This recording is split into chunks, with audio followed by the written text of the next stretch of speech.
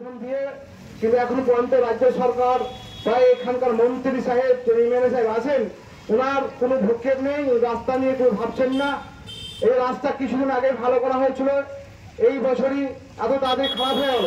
এর অর্থ যে কাটমানির টাকায় আমাদের মন্ত্রী সাহেবের পকেটে যাচ্ছে, এই টাকার এই তোলা তুলছে, আজকাল রাস্তাঘাট এই অবস্থা হচ্ছে, জনসাধারণ হয়রান হচ্ছে, অ্যাক্সিডেন্ট হচ্ছে, দুর্ঘটনা ঘটছে। এবার আমাদেরকে দিনের পর দিন এই টাকা পয়সা লুটপাট করে কাটপানির জন্য সমস্ত কাজ খুব খারাপভাবে করা হচ্ছে। তাই আজকে আমাদেরকে ভোগান্তি ভুগতে হচ্ছে। দুর্নীতি এবং রাস্তা বেড়ে ওঠে দাবিতে আমাদের এই পথ অবরোধ হবে। এই পথ অবরোধে সমস্ত মানুষকে আমরা সামিল হতে বলবো। এই রাস্তাঘাট সমস্ত আপনি যেই দলই করেন না কোনো, বিজেপি, তৃণমূল, কংগ্রেস, এই রাস্তা দিয়ে যেতেই হয়। প্রতিনিয়ত আমাদেরকে জয়পুর হাসপাতাল যেতে হয়, থানা যেতে হয়, অফিসের কাজ যেতে হয়, বিভিন্ন কাজে আমরা এই ব্যস্ত থাকি। সকাল থেকে রাত 12টা পর্যন্ত সবসময় গাড়ি চলাচল করে, কিন্তু এই রাস্তা দীর্ঘদিন রাত ধরে খারাপ থাকার পরেও ভালো করছে না। তারই প্রতিবাদে আমরা রাস্তা অবরোধ করবো। আমরা বাধ্য করেছিলাম রাজ্য সরকার রাস্তা স্যাংশন করতে, কিন্তু সেই টাকায় আপনারা ক্যামেরা নিয়ে দেখতে পাবেন যে কটা ইট কুটা ছাড়া কোনো কাজ হয়নি। আমরা ওইখানে দাঁড়িয়ে অবস্থান করছি এবং বলতে চাই, এই রাস্তা মেরামত সংস্কারের টাকা কোথায় গেল? এই টাকা কাটমানি কারা খেলো তার উত্তর দিতে হবে এবং অবিলম্বে এই রাস্তাকে চলাচল যোগ্য করে মানুষের, বিশেষ করে প্রসূতি মায়েদের, অসুস্থ রোগীদের যাতায়াতের যোগ্য করে তুলতে হবে।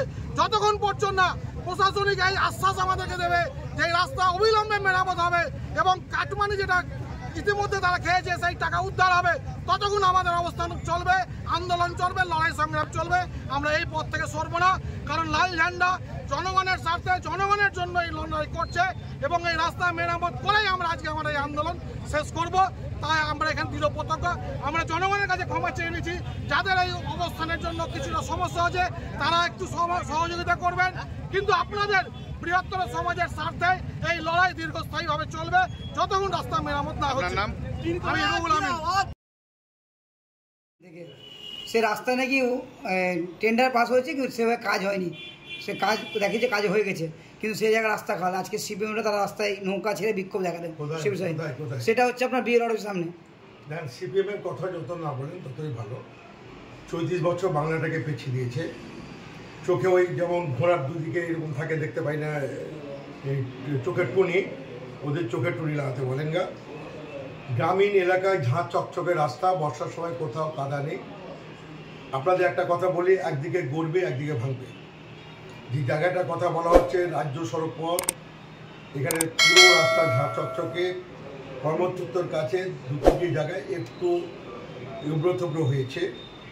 আমাদের অর্ডার হয়ে গেছে, কাজটা তৈরি হবে বলে। বর্ষার সময় আমার সঙ্গে আধিকারিক এসেছিল, এর আগেও আমরা কিছু ইট দিয়ে টেম্পোরারিভাবে, যাতে মানুষের কোনো অ্যাক্সিডেন্ট না হয়। আমাদের বর্ষা পার হলে, তার কারণ জানেন যে পিচ হিট করতে গেলে টেম্পারেচার দরকার আছে। বর্ষার সময় পিচের কাজ হয় না, সেই কারণে আমরাই বলেছি যে যাতে কাজটা সঠিকভাবে হয়, বর্ষা পার হলে কাজ শুরু হবে। সেহেতু এখানে ওই রকম এই 34 বছর যারা বাংলাকে লুটে খেয়েছে, কোনো রাস্তাঘাট হয়নি, তাদের কোনো কাজ কাম নাই। এখন ওই কোথায় গর্ত খুঁজবে, ওই আপনাদের নিয়ে যাবে, গিয়ে ওই পুকুরে মাছ ছাড়বে, ওই মাছ ছাড়তে বলুন, ওরা আগামীদের শূন্য হবে। এই যে দিদি এই যে ঘোষণা করেছে সিপিএমের 34 বছর, ওদের তো সরকার কোনোদিন ভাবতে পারেনি যে আপনার পাড়ায় আপনার সমাধান, প্রতিটি বুথে 10 লক্ষ টাকা। গ্রামের কোনো রাস্তাঘাটের কাছে থাকবে? ওদের বলতে লজ্জা করে না? ওদের কথা উত্তর দেওয়ার মতো আমাদের মানসিকতা নয়। ওদের কাজ শুধু মানে পরিচর্যা করা, ভালো দেখতে পায় না। ওদের আর লেন্সের দরকার আছে, লেন্স দিয়ে দেখতে হবে। আপনারা দেখছেন 24 ঘন্টা ইন্ডিয়া টিভি, সর্বদা সবার পাশে, সবার মাঝে। আজ এ পর্যন্ত। সঙ্গে রাখুন 24 ঘন্টা ইন্ডিয়া টিভি। দেখতে থাকুন সব জেলার সব খবর সবার আগে 24 ঘন্টা ইন্ডিয়া টিভির পর্দায়। নমস্কার।